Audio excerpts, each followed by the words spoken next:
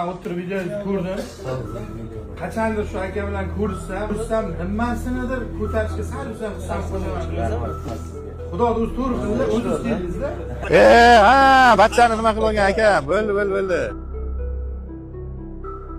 Mashina savdo qilayotgan bo'lsam, faqat bitta maqsad uchun savdo qilaman, aka. Mashinada narxini tushiray, kambag'alni uyga kreditga emas, naqdga mashina tursin. Biza mana pulni olganingiz emasman-da. Kredit olmasin. Meni musofir yurtga aka ro'zg'or boqaman deb chiqib ketdingiz. Shunday. Xudo omadni berdi. Aka omad deyilmaydi. U aka omad u boshqa narsa. Sizni odamgarchiligingiz o'sha ishni qildirtirdi-da.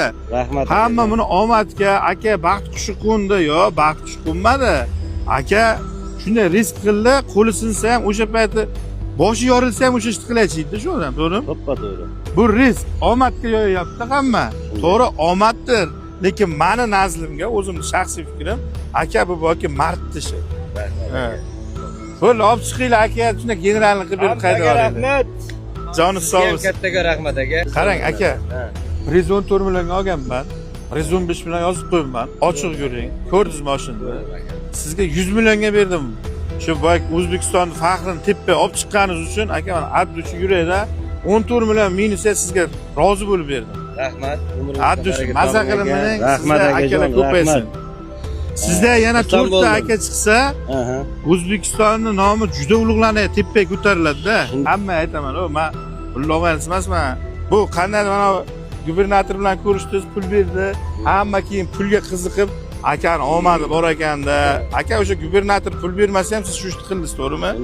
Gubernator pul berishini bilib turib qilmadingiz-ku. Yo'q, haqiqatan. Bu ishni qilishingizdan oldin siz shunday tonilib ketaman, hozir men shu ishni qiladi deb qilmadingiz-ku, to'g'rimi?